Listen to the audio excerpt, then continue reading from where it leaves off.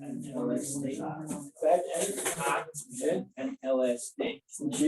Put on filling, let's start davening. Very good.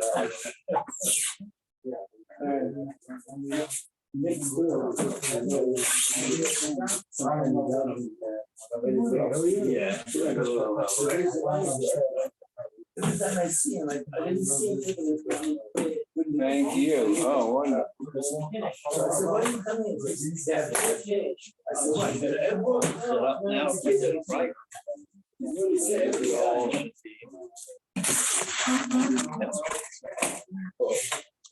wow. This is first time. Yes. 6 years. Really? Morning. Morning. How are you? I'm good. How about you? Good morning, gentlemen. Let's, you should have seen yesterday, Marty.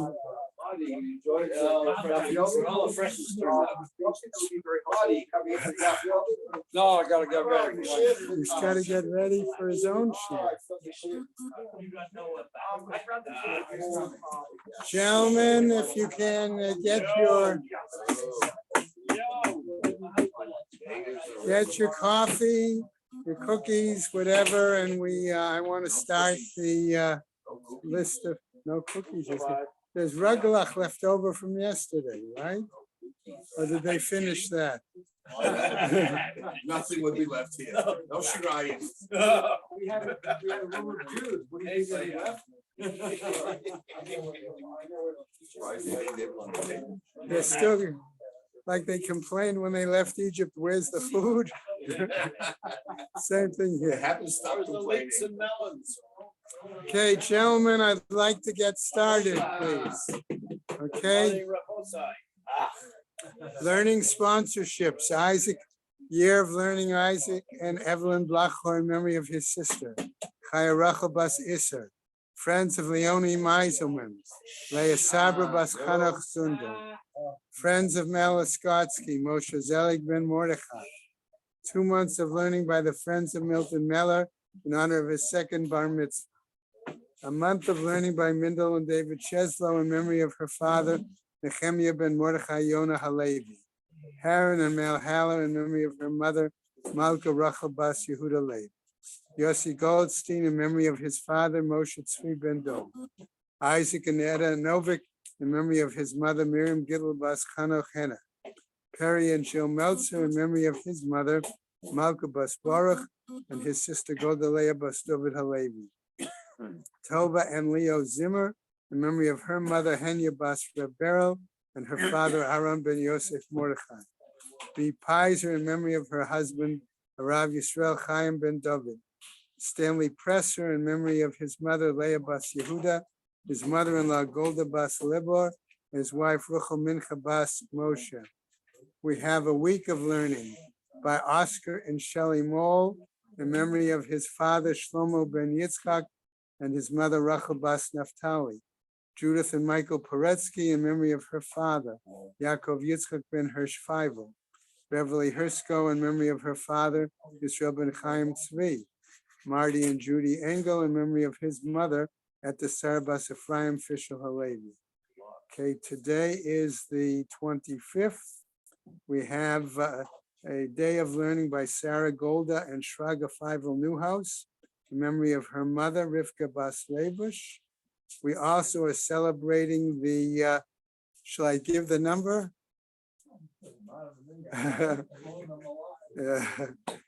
Children and friends of Harvey Greenberg in honor of his 80th birthday today.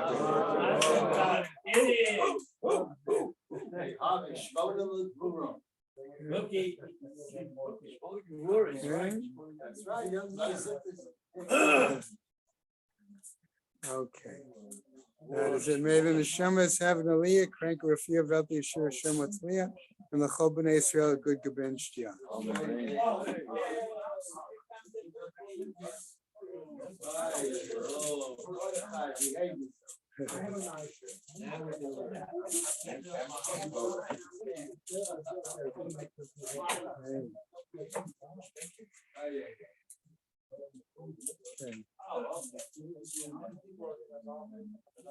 right, gentlemen.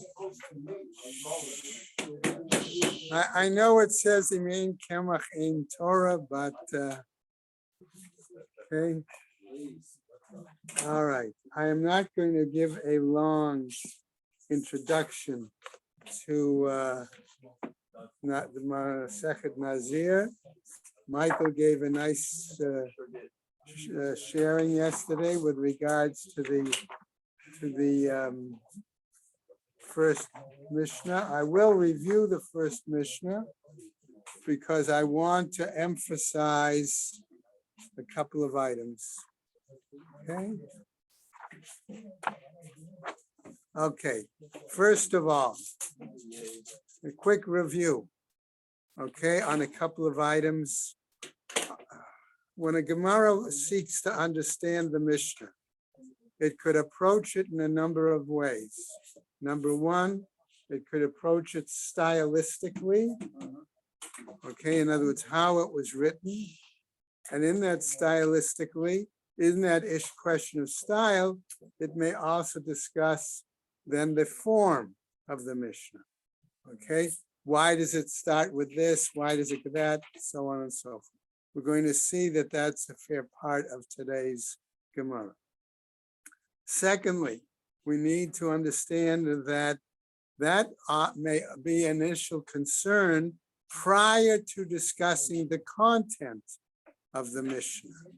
Because if it was Torah Sheba'al Peh and it had to be handed down orally, okay, then it had to be phrased in such a way that generally it would be more easily remembered. That's why we often find in the Gemara references to mnemonic devices, okay, for memory purposes. Okay? Third of all, okay, we need to keep in mind that just as our previous Masechet Nedarim, okay, needed to raise the question, okay, as to what were actual appropriate expressions, okay, so here too we're going to see that becomes an important concern with this particular kind of vow, that of Nazirut, right? So we're going to see all of these items come up, and in doing so, particularly regarding the last item, remember that there is a difference between a kinui and a yad, okay? Kinui being a, let's call it a complete expression, okay? Or an equivalent declaration, okay? Whereas a yad is only a partial declaration, okay? Art Scroll compares it to the pot, the handle on a pot, okay? All right, so in other words, what does that tell us in terms of the fact that how people spoke and conveyed their expressions? Could you give us an example of what? No, the Mishnah and the Gemara is going to do so, Heshi. So I want us to see that as we go in, okay? All right, so that's going to be one of the initial examples that the Mishnah and Gemara starts off with. There are phrases that will be considered like an equivalent declaration. That's the kinui, okay? Like we saw with Nedarim, all right? If one could say korban, etc., or something similar, right? Okay, so that's what we saw with Nedarim. We're going to see the Gemara, Mishnah and Gemara addresses that here too. Then they're going to say, what about if the person says something else? Michael brought this up yesterday when he presented the Mishnah, okay? I'm just going to expand on it a little bit as we now start the text, okay? So we're on, okay, Nazir, Amud Bet. Okay, Bob, everything all right? Got it. Yeah, okay. So our Mishnah starts, Kol Kinuye Nizirot. Okay, all of those, what I'll call equivalent declarations, complete statements, okay, that refer to Nizirut, Kin Nizirut. They are like exactly saying that the person coming right out and saying expressly, I want to be a, I choose to be a, okay, etc. Okay? So the Gemara wants to give now an example of kinuyim. Okay? Ha'omer ehe, one who says, I shall be. Okay? Hare zen nazir. Okay? Even if he doesn't finish the statement, Gemara is going to question that. How do you know for sure that that's what he means? But that's content as opposed to just language and expression. Okay? That would be a Right? So second example. Oh, aha, ehe, na'eh. I want to be handsome. Okay? Again, what is that? Okay? The person, okay, depends. Of course, we're going to see ultimately the Gemara is going to say, does it have something to do with, you know, for those of us who are follically challenged, okay, it's one thing. Okay, but that's the point. I want to, okay, Nazir, one saying that, there's the implication that they are going to be Nazir. Now we come back. So those expressions, ehe or aha na'eh, we might consider those yad, a partial declaration, as opposed to a full kinui, a complete, okay, equivalent declaration, right? Now we go on. Can we come back? What about other expressions like the following? Nazir, nazik, naziach, paziach. These kind of expressions are more considered to be kinuyim, okay? More equivalent declarations. Hare zen nazir. At that point, that person therefore is considered to be having said a full-fledged nazir. Okay. What about the following? It's just an expression. You know, it's just an expression in this case.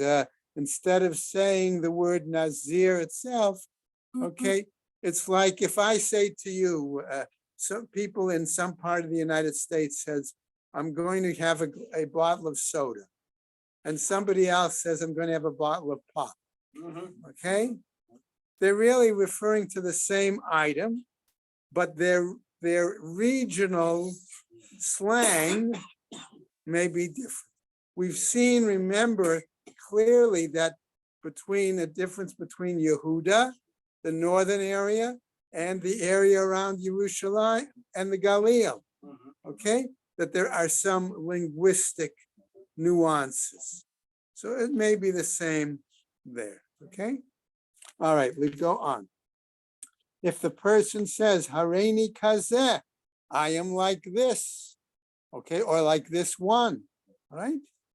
Hareini misal sale, okay, I'm going to, as they twirl their payas, so they twirl their hair or they whatever, curl it. Hareini mechalkel, okay, in this case, mechalkel means okay, if I'm using a depilatory, okay, I'm using to remove what I have there. Okay, hare alai l'shleach para. I want to let my hair grow wild, to let it grow long. Okay. Hare. By the way, I just want to add, you remember, or we should remember, elsewhere we have seen that the Kohanim used to get a haircut on a very regular basis. Okay, and the Kohen Gadol got a trim every day. Okay, King got a day. Okay, so you can see then that one's hairstyle was a very clear message. Okay, as part of one's status, as part of one's lifestyle. All right, so if he says, I'm letting my hair grow long, okay, whatever. All right, Hare zen nazir, says our Mishnah. Hare Allah. Now, What happens if he says a totally different expression? Hare alai tziporim. Okay, I have these birds. Okay, what are those birds for normally? Okay, are they part of the normal process of purification when he finishes his Nazirite? Are they part of a situation when he could have accidentally, okay, been observing his Nazariteship and then become Tameh, okay, and has to, okay, bring these birds and then reestablish, okay, his Nazariteship again, right? So those are possibilities that we need to keep in mind. Here we have a machloket. Rabbi Meir Omer says, Rabbi Meir, Nazir, no, such a statement for him is considered a viable statement of declaration of Nazariteship, right? V'chachamim omrim eino Nazir. And the sages say, no, he is not. Okay? So everything is related to your hair, but I thought wine is also important. So what if okay, okay, right. I will say, I would answer you as follows. If we read through the whole section in the Torah, okay, wine is a prohibition, right? But there are other prohibitions connected with the Nazir, okay? But as an outward sign that people would recognize that this individual has taken on the status of a Nazareth, okay? Here would be the most outstanding example. How do we know that? Also because what do they have to do when they finish their Nazariteship? Right? Buzz cut. It's also, you also start drinking wine. That could they be. may resume. Another distinction, and it could be, is that let your hair grow is a positive commandment. Do not drink wine. Is it negative? Right. Okay. It's for us. All right. It's a loss. Yes, Alan. That's when the Malach visits the parents of Shimshon. He mentions wine first, and then he says, he talks about the shouldn't cut it. Who does he mention it to first, Alan? He mentions the parents, obviously. Shimshon is Which the one first? For the wine, Okay, so, the mother. all right, the mother. So therefore, there's a clear understanding there that that would have an impact. If she drinks wine, it would have an impact on the infant. Okay. They knew this centuries before our Okay, doctors. true. But there's also, we've got to understand, ultimately, there is some sort of a difference between a Nazir Shimshon and another one who takes on the vow. Okay. So that at some point, the Gemara is going to have to deal with that when it wants to deal with the issue of length of Nazirite. Okay. But that's not the initial subject that we're going to see right now. The Gemara wants to start off with a very simple, straightforward question. Okay, this is Masechet Nazir. In what Seder of the Shisha Sidrei Mishnah is this found? Nashi. So what do you ask? Why is it there? Okay, why is Masechet Nazir in Seder Nashim? That's going to be the very first question the Gemara tries to address. Okay. No. No. The Tziporim is just another kind of language.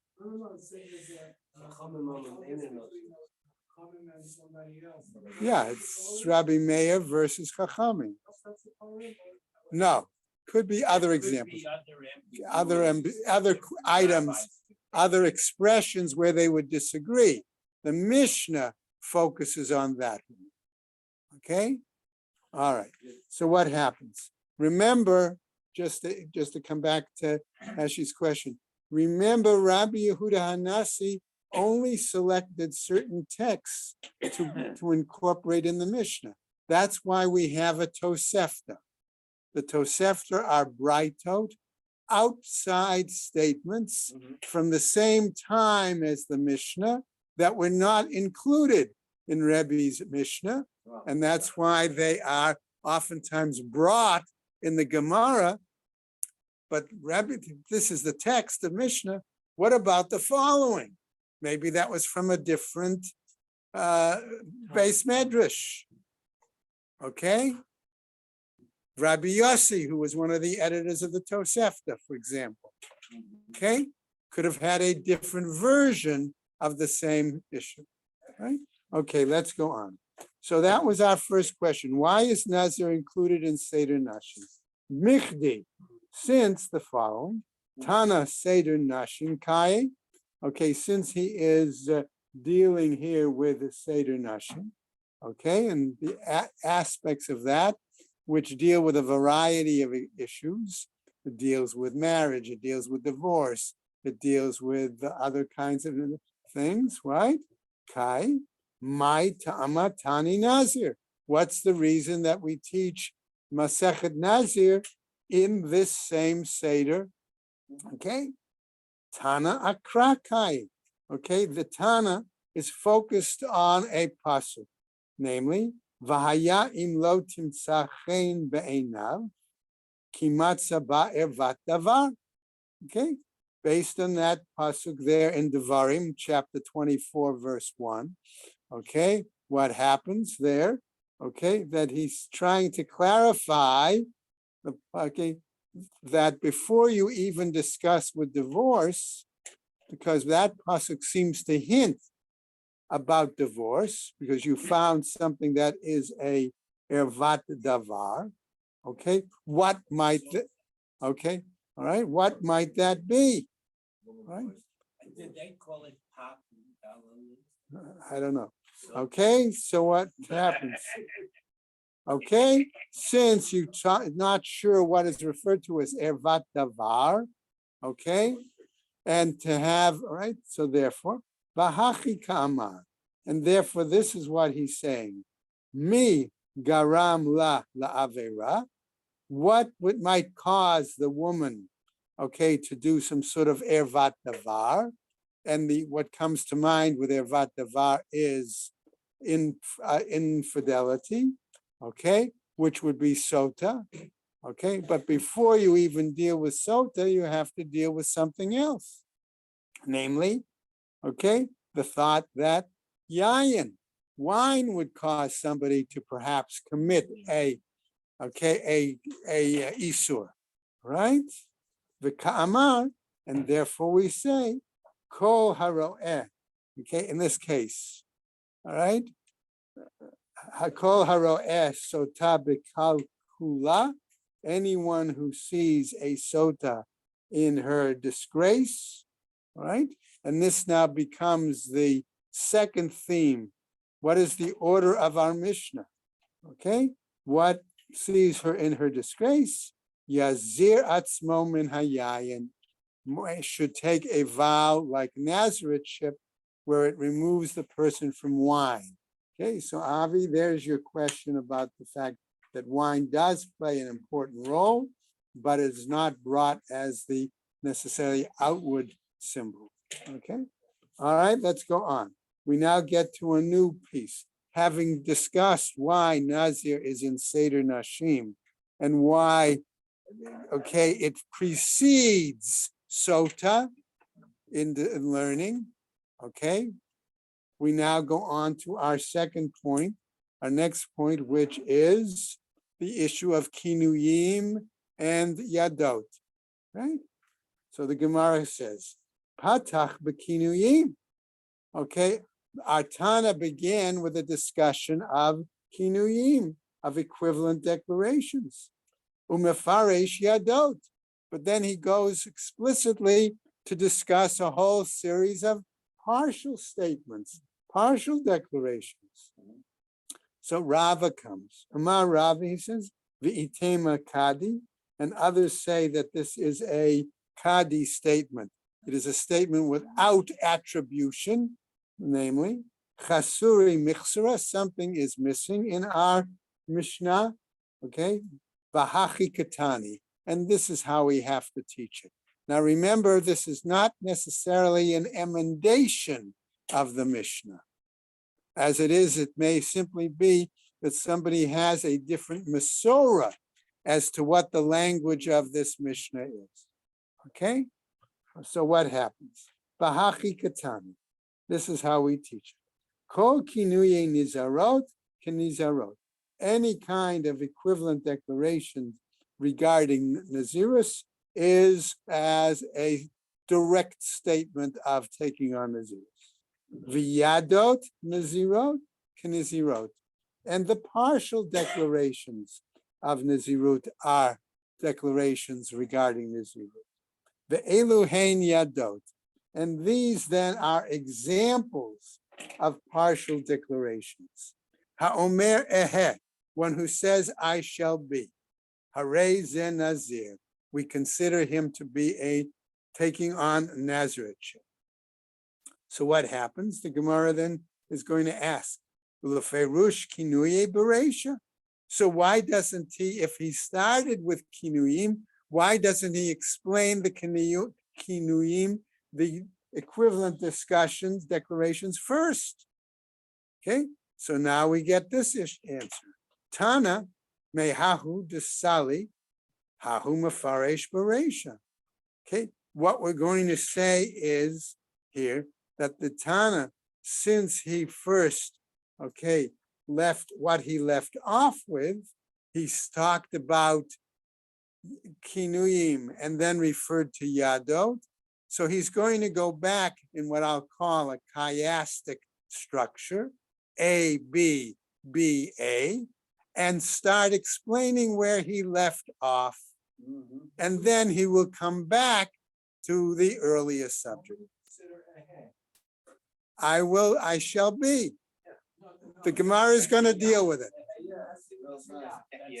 That's a yeah. Okay? So what happens? All right?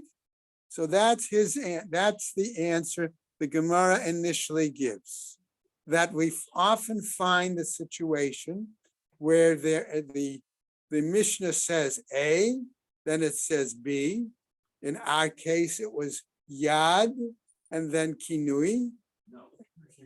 I'm sorry, Kinui and then Yad, and then it goes back then to explain the Yad first and then the Kinui. And the Gemara is now going to go on and give us 3 examples.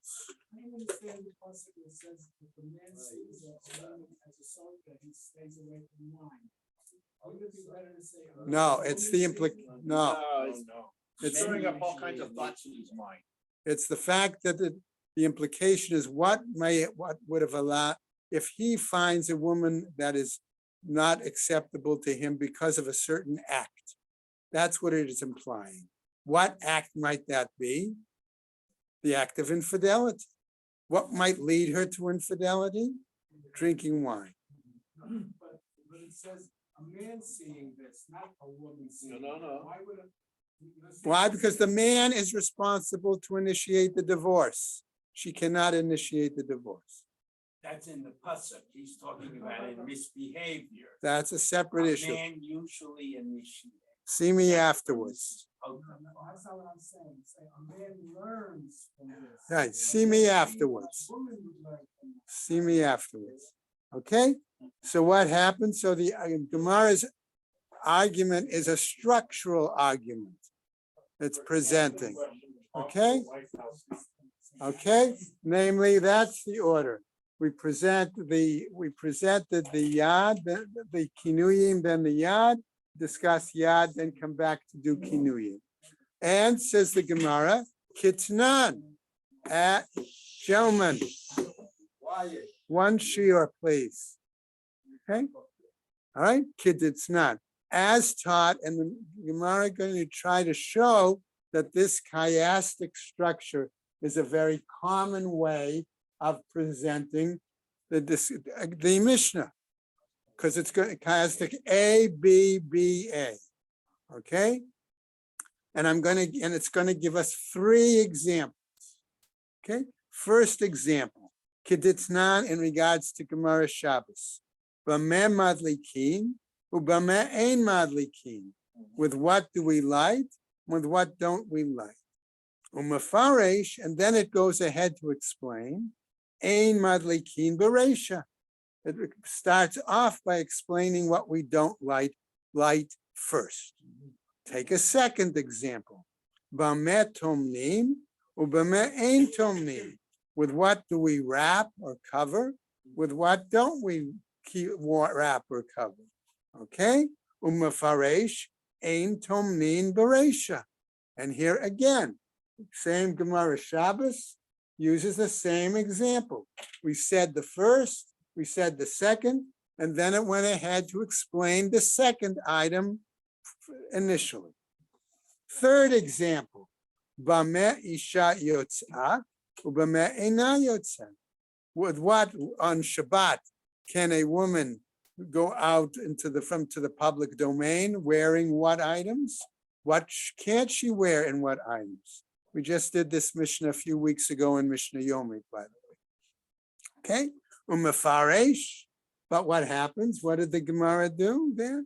Umefaresh lo teitzei isha bereisha. But it said what she cannot go out wearing initially, right?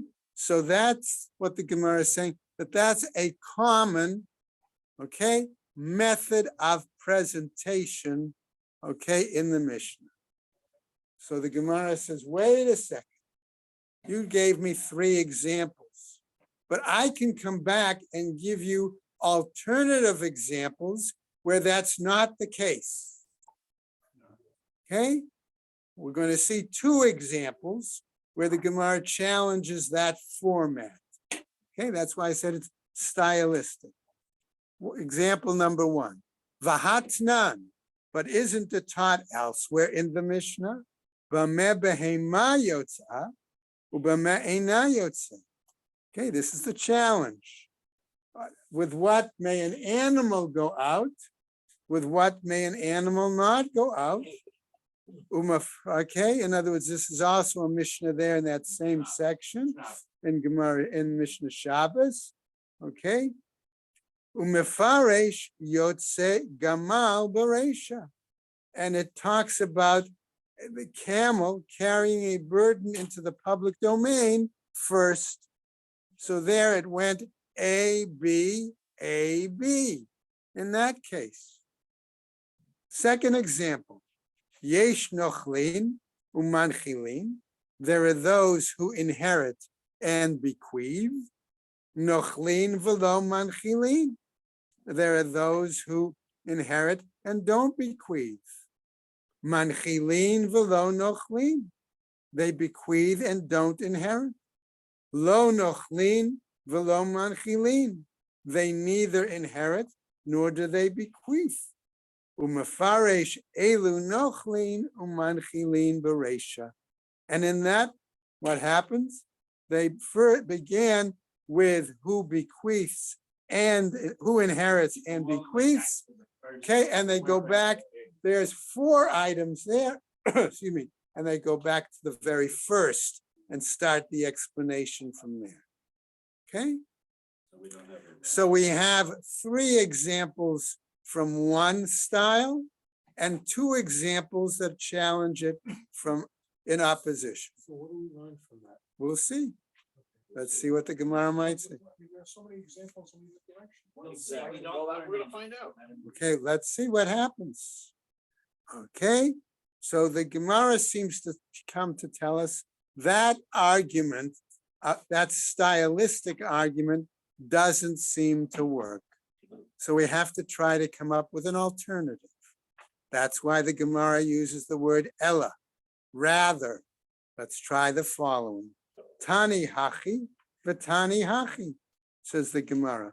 Sometimes it teaches it this way, sometimes it teaches it this way. Ella hatam, but rather there, okay? Namely, in what? In the first 3 examples, right? De isura de nafshehu, where there is a, I want to call it a personal prohibition. Mefaresh isura de nafshe bereisha, that they explain the personal prohibition first. Okay, now regarding the last 2 examples that were the challenge, gabe behema, regarding the animal example, the isura ide behemahu, that prohibition, yeah, I'm going to say, the ate mefaresh hetera bereisha. Okay, that there, where that the prohibition was through the animal, and therefore it wasn't, in a sense, a personal example, the ate mefaresh hetera bereisha, that it was decided to present what was permitted first. Okay, now we turn over to the new Okay, what about our second challenge Mishnah? Okay, that had the 4 parts, right? Gabe yesh nochlim, regarding that example. Nami mefaresh ikar nachla bereisha. There he wanted to present or explain the essence of what, okay, the groundwork, the background, the basic situation regarding inheritance first. Elahacham. So, but the Gemara says, wait a second. Rather, here, the frosh kinuye bereisha. But coming back to our example, our Mishnah, again, I asked the same question that I asked before. Why didn't he start then by explaining the kinuyim, the complete declarations first? Okay? Right? Why didn't he do that? Okay? So what happens? Right? Ela hainu tam. But rather, this is the situation. So he's going to give another explanation. We had this exact same Gemara in the Torah. Right. Yadot, regarding the Yadot, the partial declarations, Ho'il va'achenle midrasha, since they come based on a drasha, an exposition of the scripture, okay? And therefore they are less obvious. In other words, in a sense, it's a chiddush, okay? Chavivin le, they are precious to him. V'lichtach behem berisha, berisha. So let us begin with those, suggests the Gemara. Tana, okay? Here, so what are we saying here? Right? Now, ki matchil, when he begins, matchil be'ikar korban, right? What does he want to do? He wants to begin by dealing with the essence, the groundwork, okay, of the situation of the korban. Ula inyan parushe, and regarding the explanation, mefaresh yadot bereisha. So let him then again. But he did do.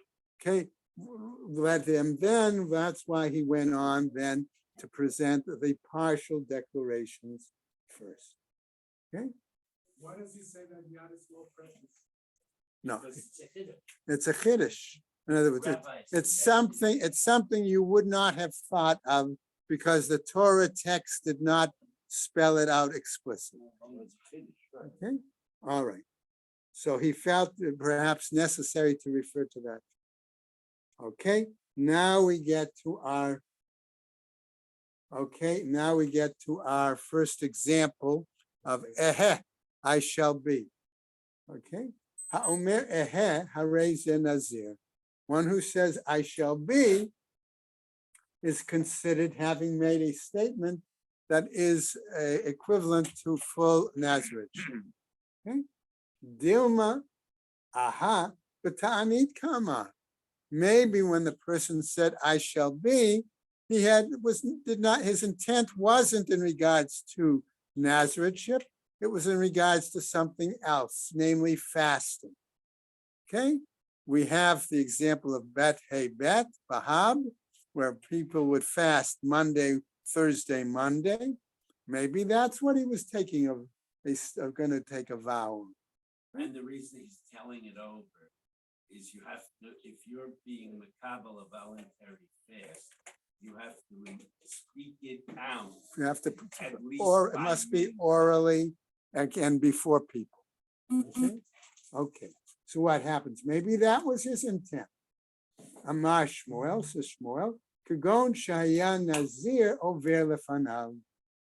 Maybe he simply said, I shall be, as a Nazareth was walking by, was passing by. That's why you know it's a Nazir or not. So that's how you know for sure. So suggests Shmuel that a Nazareth was walking by, Provided context. and he says, "Oh, I'll be like Here.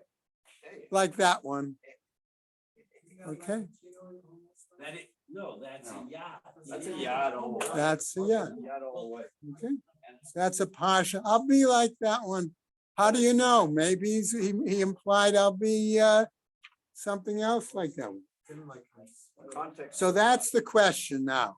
We're going to challenge Shmuel's statement. Okay? Right? We're going to, because so the Gemara asks, Lema kasava Shmuel, does this seem to tell us Yadayim she'enan mochichot, that if we have partial declarations that aren't very clear proof text, lo havyan yadayim, that we cannot consider them a real yad, a real partial declaration. Okay, so they say amre, and therefore they said in the base medrash as follows: Bizman shenazir over lefanav, when it is a situation that a Nazareth actually passes by him, leka lesfuke b'milta achrina. Okay, there's no possibility to suspect that he had some other thing in mind, that he had some other intent. Aval vadai ein hanazir over lefanav, but in a situation, okay, where there is clearly no Nazareth passing by, so the Gemara in a sense is asking, did Shmuel really need a passing Nazir to clarify the validity of the Nazareth vow? Is that what he really needed? Okay, Amrinan, we say, Dilma ahabita anit kama. Okay, maybe there was another item he had intent on, like a fast, right? Vidilma, or perhaps another example, Dilma lepotro min korbanot kamar, or maybe perhaps he said it to exempt the passing Nazir from his sacrifices. Yeah. He's said to his compatriot that I'm gonna pay for that guy's korban at the end of his Naziris. I will be and responsible, fill in the blank, responsible For his obligation. Could be something like that.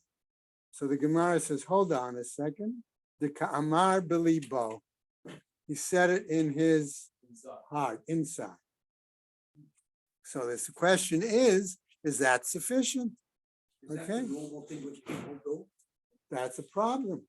So how do you know what it really meant? That's the question. Exactly. That's what the Gemara is asking. I understand. So how could they say it in the first place? So let's see. This is an alternative suggestion. Let's see what happens. Maybe this is what Shmuel was meaning. Ihachi, if that's the case, Maila Memra, then if that's the case, what are you trying to say? Rabbi Green, what's going on here is he says, I will be. And then his friend says, what are you going to be? Could And he be. says, a Nazir. He says, yeah, but I will be if there's no Nazir walking by is an inadequate yard. And he says, yeah, but I had in mind his whole dialogue. Could be. When now be. there's no longer the possibility of Could doubt. be. Okay. Ihachi Maila Memra. In essence, what are you trying? What is he saying? Mahu de Tema. What do you want to say? Ba'inin piv v'libo shavim. Are we saying then that his mouth and his heart, in other words, his intent, must be the same, must be equal? Kamash Malan comes to teach us that that's not necessarily the case. Okay, let's go on as we'll finish up. Okay, we come back to this other partial statement. Ahen na'eh, I will be handsome. Okay, Nazir, we said that according to the Mishnah, that was an adequate yad to make us understand that the person's going to be a Nazir. V'dilma Hana'eh lefanav b'mitzvot. He says, maybe when he says, I want to be beautiful, it's in my fulfillment of the commandments. For example, Kedetanya, as was taught, there's a pasuk, Zeke Levi Anvehu. He is my God, and I will glorify, beautify him. Hana'ah lefanav b'mitzvot. I will be beautiful through the performance of mitzvot. Aseh lefanav sukkah na'eh. I will make for him a beautiful sukkah. Lulav na'eh. A lovely lulav. Tzitzit na'eh. Beautiful tzitzis. Echtov lefanav sefer Torah na'eh. I'll write for him a beautiful sefer Torah. Okay. What happens though? Not only that, and I will wrap the Torah with beautiful silks. Okay, think especially, by the way, of a Sephardic Sefer Torah. No, Sephardic. Yes, but it's but they Yaakov do a vimple, but the Sephardim also put stuff on it to be able to put in to break it up between the aliyahs.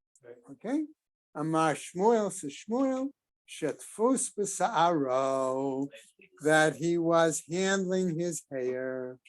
Okay, and we don't mean we're saying that he was afraid he was losing his yarmulke. Va'amar and okay, and he says, I will be beautiful. Nizira milta ta'avira. He was doing an act that therefore reflected Nizirut. Va'amre le na'eh. And we say that he says he'll be handsome, just to go over a tiny bit on the top. And yes, the afilu Rabbi Eliezer HaKafar, even according to Rabbi Eliezer HaKafar, who says, Nazir Chotei, a Nazir that has sin, a sinner, Hani Mili Gabi Nazir Tameh. That is in regard to a Nazir who is Tameh. Okay, why? As we'll go on tomorrow, the Ide Debai Mista, because we'll go into that in more detail. Rabbi, I just don't understand. Yeah. How someone can take upon themselves something as important as zero. Yeah. By not saying Without become enough. Just say beautiful. I want. You become enough. There you go. You have to say 4 or 5 words.